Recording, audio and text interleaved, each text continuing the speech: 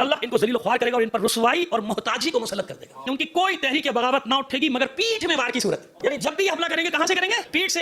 ادھر صلح کی ٹیبل پہ بیٹھے, مذاکرات کی ٹیبل پہ بیٹھے کہ مذاکرات کریں, پیٹھ سے وار کیا نہیں کیا, یعنی دھوکے سے ماریں گے. دجال کے منتظر, آپ کو معلوم ہے کہ دجال کا انتظار کرو, ایک آنکھ گلوبل آئی جس کے بارے میں کئی بار آپ کو سمجھا چکا ہوں کہ ایسے نہیں ڈالر کے نوٹ کے اوپر احرام مصر کی تصویر اور وہ ہے. یہ انتظار کر رہے ہیں کس کا؟ دجال کا. جیسے ہم انتظار کر رہے ہیں کس کا؟ مہدی کا. اور وہ دجال غالب آنے والا بدترین شر ہوگا, یعنی اس سے زیادہ پھر شر کوئی. اب یہ دجال میں پہلے بھی کئی بار آپ کے سامنے اس کی تشریح کر چکا ہوں, کسی شخص کا نام نہیں ہے, کوئی ہستی نہیں ہوگی ایسی کہ چلی آ رہی ہے اس کے ایک آنکھ ہوگا کے سارے ہاتھ. نہیں, یہ دجال, یہ نظام, یہ سسٹم. جیسے فرعون نام نہیں تھا شخص کا, فرعون لقب ہوتا تھا ہر اس بادشاہ کا جو مصر پہ حکومت کرتا تھا, اس کو کہتے تھے فرعون. 400 سال کی عمر تھی, 400 سال فرعون کی عمر نہیں تھی, 400 سال وہ نظام تھا ان کا, جس میں آخری فرعون ہوتا رامس نام بتایا جاتا ہے, ممکن ہے کچھ اور ہو, اللہ عالم بالصواب, وہ آخری تھا ان کا. تو دجال یہ جو سسٹم نافذ ہے جس نے پوری دنیا کو اپنے قبضے میں آکٹوپس کی طرح لے لیا ہے, اور آج اس کی نمائندگی کون کر رہا ہے دجال کی؟ ٹرمپ. کہہ رہے ہیں کہ میرے پاس زندگی ہے, میرے پاس موت ہے. یہ روز کہہ رہا ہے, روز اللہ اس کے منہ سے یہ جملے نکلوا رہا ہے, میں نہیں کروں گا, میں مار دوں گا, جس کو زندہ رہنا ہے میرے سامنے سر تسلیم خم کر دو. یہ نا خلاصہ, یہ پورا سسٹم دجالی نظام. ان میں ہزاروں ایسے ہوں گے جو دجال پر ایمان لے آئیں گے, لے آئے نا سب, بھول گئے نا. حالانکہ یہ جو ایمان لائیں گے عقل بھی رکھتے ہیں اور دین بھی رکھتے ہیں نا, لیکن دجال کی نشستوں میں شرکت کرتے ہیں. کل بھی ایک ایسی نشست ہوئی کسی پاکستان کے بڑے شہر میں,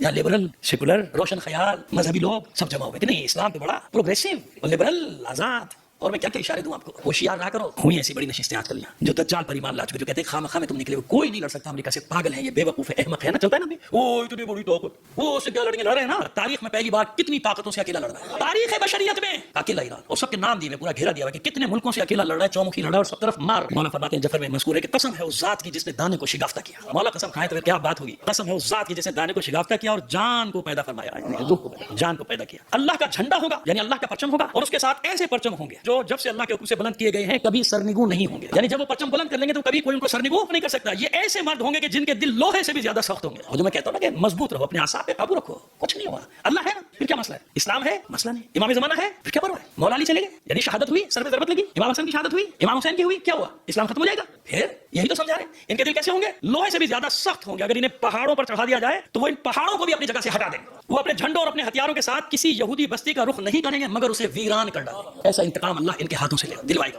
میں نے کہا نا کہ ان کے بچوں کو پہلا سبق کیا پڑھایا جاتا ہے کہ تمہارا سب سے بڑا دشمن کون ہے؟ مسلمان. اس کو جب ان کو بتایا جاتا ہے کہ مسلمان کو مارنا ثواب, وہی چیزیں پھر انہوں نے بعد میں اپنے چلی چپیٹوں کو سکھائی نا. جس یہودی بستی کا رخ کریں گے اسے ویران کر ڈالیں گے. یوں معلوم ہوگا گویا ان کی سواریوں کے اوپر عقاب پرواز کر رہے ہیں. اور اب دیکھیے عجیب بات ہے, اس طرح تو نہیں پکارتے. کبھی آپ نے نیمہ شعبان وہاں کا کیا ہوگا, بہت سنے کیا ہوگا, تو انہیں اندازہ ہوگا کہ وہ 14 شعبان اور 15 کیسے مناتے ہیں وہ لوگ.